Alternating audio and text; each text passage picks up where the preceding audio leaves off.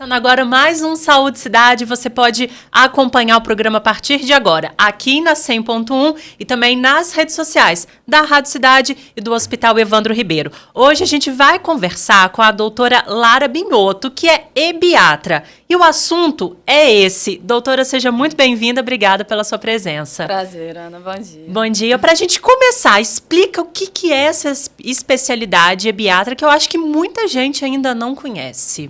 Realmente. A ebiatria, na verdade, é a especialidade da medicina do adolescente. Então, ela é do cuidado próprio da adolescência. Primeiro você faz a pediatria e uma subespecialização em ebiatria. E aí, mais ou menos, qual que é essa idade, assim, de adolescente que vocês, né, a especialidade atende, doutora? Aí é um tema super polêmico. Essa regra, ela não é rígida, sabe? Eu atendo de 10 a 20 anos, mas a gente começa a acompanhar a partir do início da puberdade. Então, as meninas, a partir dos 8 anos, que quando começa a desenvolver o broto mamário. Os meninos, a partir dos 9 anos, quando tem um aumento do volume testicular.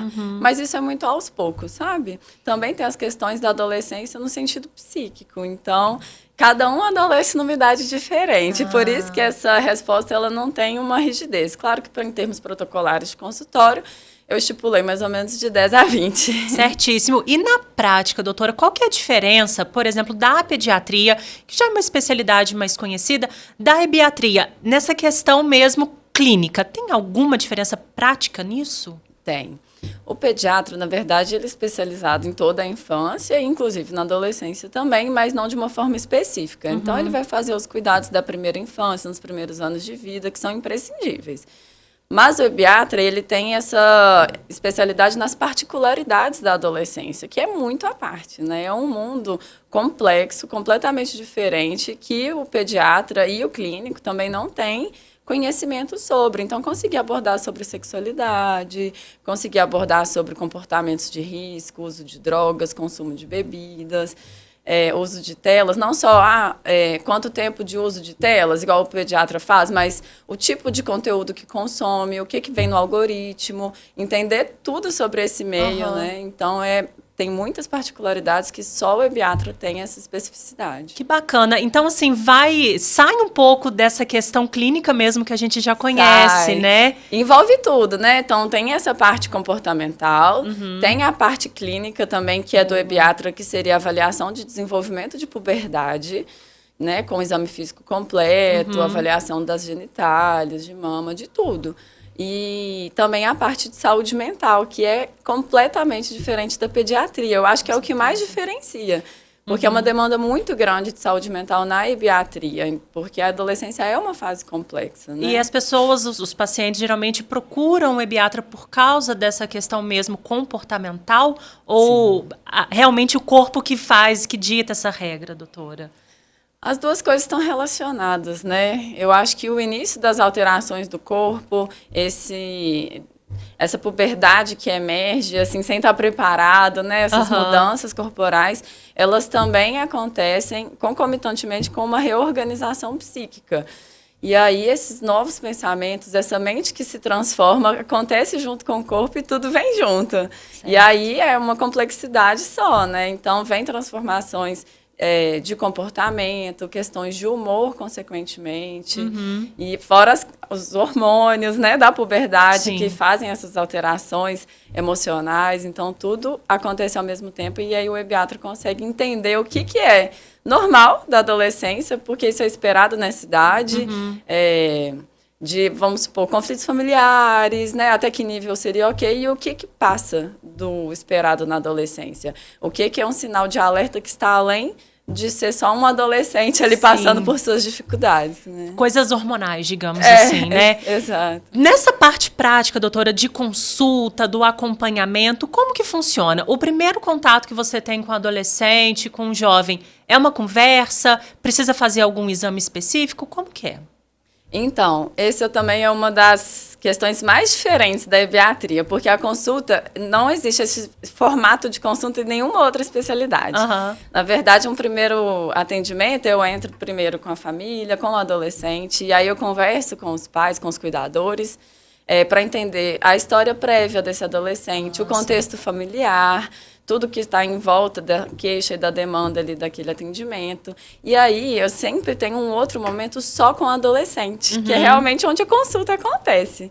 E aí eu consigo conversar com o adolescente num momento de sigilo, claro, dentro da ética médica, mas de sigilo, de espaço de confiança para desenvolver autonomia e que ele possa falar sobre tudo, sobre a sua rotina, suas relações sociais, pessoais.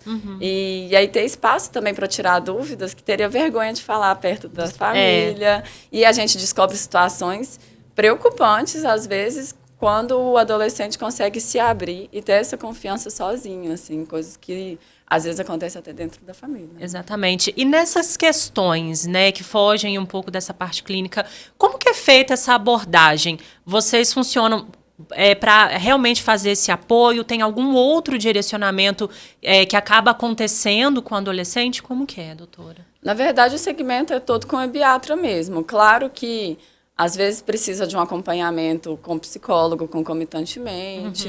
Mas eu também fiz minha formação em psiquiatria da infância e adolescência, ao mesmo tempo de tanta demanda de saúde mental que chegava na ebiatria. Então, eu conduzo toda essa parte. Claro, de mãos dadas com psicólogos, às vezes com fonoaudiólogos, enfim, com toda a equipe multi, né? Mas a condução é como médico do adolescente. Muito bom. Falando sobre a saúde, né, do corpo do adolescente, também é feito um acompanhamento para ver se está tudo em ordem? É preciso fazer algum exame também, doutora? Com certeza. Na adolescência, às vezes, a gente precisa avaliar as questões dos hormônios, avaliar vitaminas, a parte nutricional, porque num estirão de crescimento, por exemplo, o adolescente precisa ter um estoque de vitaminas, de nutrientes, a dosagem do cálcio é diferente na adolescência, então tem várias questões de saúde física mesmo, nutricional, que a gente precisa avaliar com exames de sangue, as vacinas diferentes, né? Então tem a vacinação de HPV, a meningocócica, dengue, todas são vacinas que são feitas na adolescência, que a gente precisa avaliar calendário vacinal. Então, assim, a consulta é bem extensa, a gente passa por todos esses tópicos. Bacana. Sobre essas demandas, né, que você tinha falado antes, hoje em dia, quais são as mais comuns que chegam para você, tanto de família quanto do próprio adolescente? Eu acho que da família, o que mais chega, assim, é desatenção, questões comportamentais, desobediência, conflitos familiares, questões escolares. Tá dando trabalho na escola, a professora está reclamando, o que está acontecendo? Ou isolamento também, isolamento social, muito dentro do quarto, o que pode estar por trás disso. Agora, do adolescente, muitas vezes o que chega são questões mais de ansiedade, ou ciclo menstrual, menstruar a menina depois da menarca, quer acompanhar, ver se está tudo certo. Crescimento também, chega muito nas questões dos meninos, estatura, avaliação do desenvolvimento da puberdade. Telas, telas, questão das mães, dos pais, chegam muito sobre o uso abusivo e excessivo de redes sociais. Falando sobre isso, um conselho, uma dica para quem está passando aí por essa fase, tanto adolescente, que tá, né, alguns de férias, ouvindo a gente, pais responsáveis por esses adolescentes. Tem alguma dica especial em relação a telas?